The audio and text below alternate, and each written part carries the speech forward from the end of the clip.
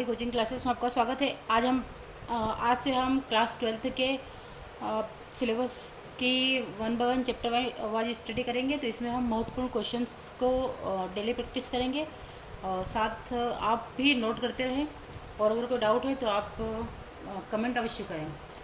तो पहला क्वेश्चन, इसमें इम्पोर्टेंट क्वेश्चन की बात करते हैं। तो सबसे पहला क्वेश्चन आता है आपका, पहले चैप्टर का नाम देख लेते हैं। चैप्टर का नाम क्या है? विलियन।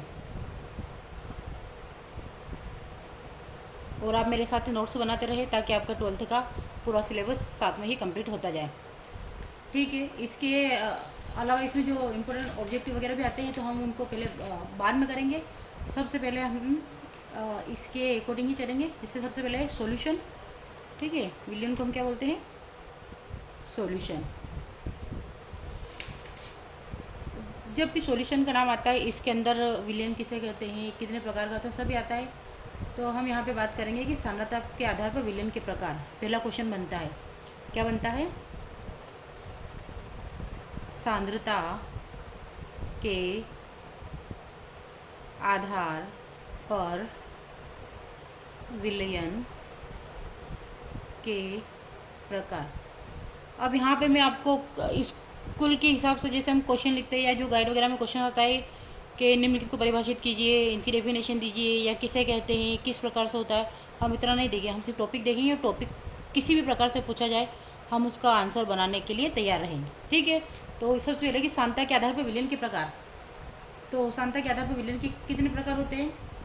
तो किसी विलयन का संगठन उसकी सांद्रता से सबसे पहले तो व्यक्त करा जाता है। तो ये होती क्या है सांद्रता? तो जो भी विलयन होता है, तो हम यहाँ पे एक लाइन लिख लेंगे, भी किसी भी विलयन का संगठन उसकी सांद्रता से व्यक्त किया जा सकता है। ठीक है, किसी भी विलयन का संगठन उसकी सांद्रता से व्यक्त किया जा सकता है। इसमें फिर इसके बहुत सारे आए, जैसे एक आता है इसका गुणात्मक, क्या आएगा? गुणात्मक मात्रक, और दूसरा इसको क्या बोलेंगे? मात्रात्मक या मात्रात्मक। ये इसको इस प्रकार से हम देख सकते हैं। यानी कि दो प्रकार से हम सांद्रता को व्यक्त करते हैं, एक तो गुणात्मक अथवा मात्रात्मक में व्यक्त करते हैं। दो टाइप से इसको व्यक्त किया जाता है, में व्यक्त किया जा सकता है। ऐसे भी कर सकते हैं। ठीक है, में व्यक्त किया जा सकता है, गुणात्मक और मात्रात्मक। अब अगर इसके वर्गीकरण की बात करें, कितने भागों में वर्गीकृत है, तो यहाँ पे आप हेडिंग डाल लीजिएगा वर्गीकरण, जिसे हम क्या बोलते हैं? क्लासिफिकेशन। तो सबसे पहले आता है सांद्रता के आधार पर। सबसे हेडिंग क्या डालेंगे? सांद्रता के आधार पर। तो हम क्या लिखेंगे? सांद्र विलयन, या फिर इसको लिख सकते हैं सांद्र विलयन। सांद्र विलयन सबसे पहले इसको करेंगे तो सांद्र विलयन। ठीक है, सांद्रता के आधार पर पहले तो इसमें क्या आ जाएगा? वे विलयन जिनमें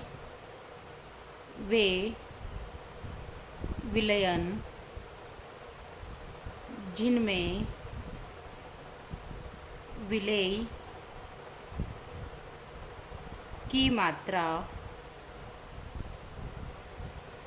अत्यधिक होती है,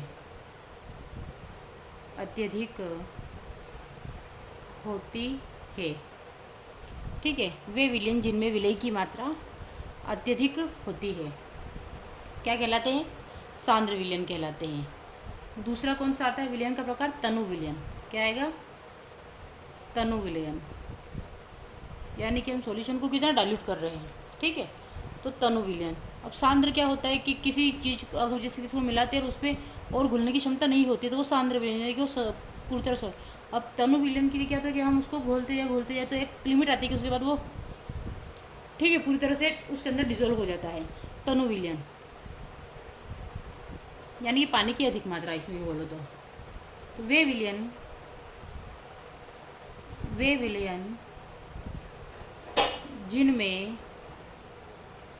जिनमें विलेय की मात्रा विलायक कि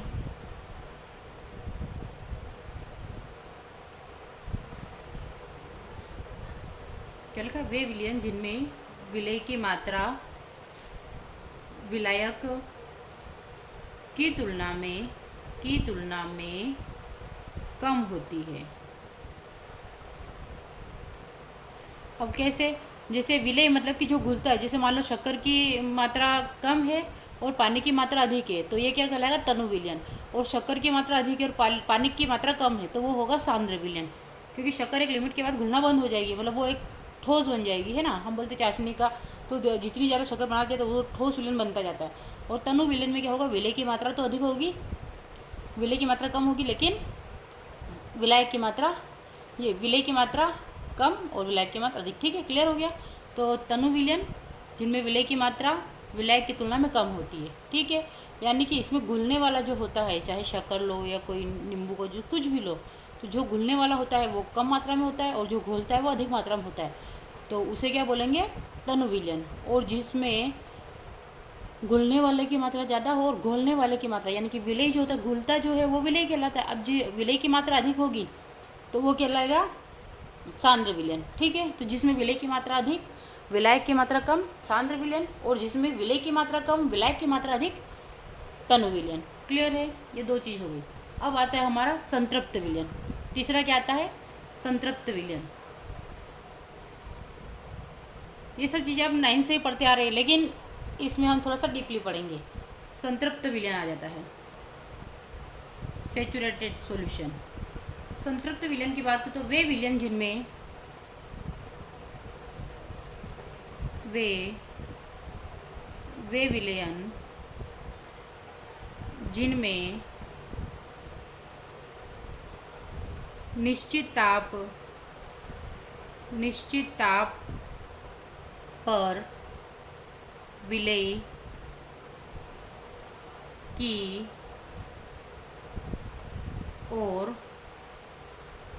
अधिक मात्रा नहीं घोली जा सकती है, या नहीं घोली जा सकती, क्या कहलाता है, संतृप्त विलयन। संतृप्त विलयन कहलाता है। ठीक है, वे विलयन जिनमें निश्चित ताप पर विलय की और अधिक मात्रा नहीं घोली जा सकती, संतृप्त विलयन कहलाता है। क्लियर हो गया, संतृप्त विलयन यानी सेचुरेटेड सॉल्यूशन। फिर नेक्स्ट आता है आपका, ये भी याद हो गया आपको, क्योंकि इसमें क्या एक निश्चित नहीं होता, लेकिन अगर निश्चित ताप पर आपने किसी विलय को किसी विलायक में घोला है तो वो घुलना बंद हो जाता है, यानी कि एक लिमिट होती है उसके बाद वो घुलना बंद हो जाता है, तो वो होता है संतृप्त विलयन। ठीक है, फिर आता है असंतृप्त विलयन। असंतृप्त विलयन, असंतृप्त विलयन ये क्या होता है, तो वे विलयन जिनमें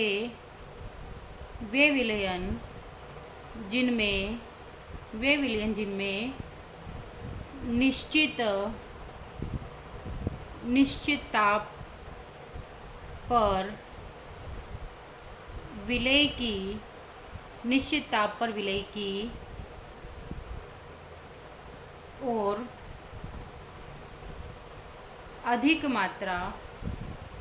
और अधिक मात्रा घोली जा सकती है, क्या कहलाता है, असंतृप्त विलयन। असंतृप्त विलयन, असंतृप्त विलयन कहलाते हैं। अब असंतृप्त विलयन, जैसे आपको जोर से प्यास लगी और खाली पानी की कुछ बूंदे हैं, तो आपको और पिलाया जाए, समझ रहे हो ना। तो मतलब एक, जब तक जितनी आपको प्यास है उतना पानी तो आप पिएंगे ही सही, तो आपके अंदर जाता ही जाएगा। तो असंतृप्त यानी कि अभी आपको तृप्ति नहीं हुई है, यानी कि आप पूरी तरह से तृप्त नहीं हुए हैं, तो असंतृप्त। तो वे विलयन जिनमें निश्चित ताप पर विलय की और अधिक मात्रा घोली जा सकती है, असंतृप्त विलयन। अगर यूँ नॉर्मल भाषा में कहे तो इसको सॉल्यूशन से जोड़कर ले सकते हैं, विलयन से जोड़कर ले सकते हैं, चाहे किसी घोल से लें, नींबू का रस हो गया या नमक का घोल हो गया, या और मतलब एक लिमिट होती है, तो असंतृप्त विलयन। इसके एग्जाम्पल की भी हम बात करेंगे। फिर आता है अति संतृप्त। अति संतृप्त विलयन। अति संतृप्त विलयन। अब वे विलयन जिनमें निश्चित ताप पर विलेय की मात्रा संतृप्त विलयन की अपेक्षा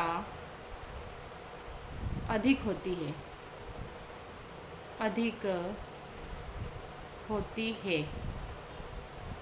क्या कहलाता है? अति संतृप्त विलयन। अति संतृप्त विलयन कहलाते हैं।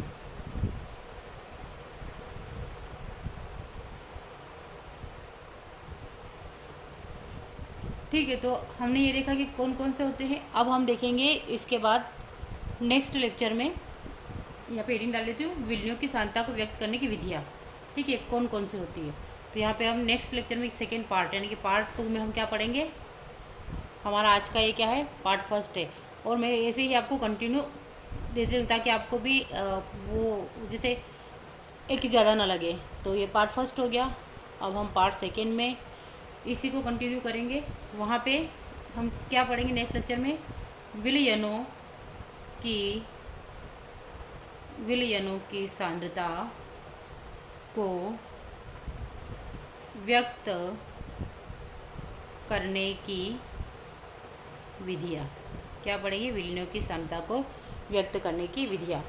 तो इसमें कौन सी आ जाएगी? सबसे पहले आएगी आपकी, लिख लेते हैं, प्रतिशतता। दूसरी आएगी मोलरता। तीसरी आएगी मोललता। चौथी आएगी नॉर्मलता। पांचवी आएगी आपकी मोल प्रभाज। छठी आएगी पार्ट्स प्रति मिलियन। ये एग्ज़ाम इसका फुल फॉर्म पूछा जाता है किसका? तो पीपीएम का। पार्ट्स प्रति मिलियन जो होता है इसको पीपीएम भी बोला जाता है। ठीक है, उसके बाद आता है आपका द्रव्यमान प्रतिशत। तो प्रतिशतता बोले, द्रव्यमान प्रतिशत एक ही बात होती है। तो इसी में बहुत सारे बन जाते हैं। तो हम नेक्स्ट लेक्चर में सेकेंड पार्ट में इन्हीं सब वीडियो के बारे में स्टडी करेंगे। Thank you for watching. और लाइक करना, शेयर करना, सब्सक्राइब करना ना भूलें।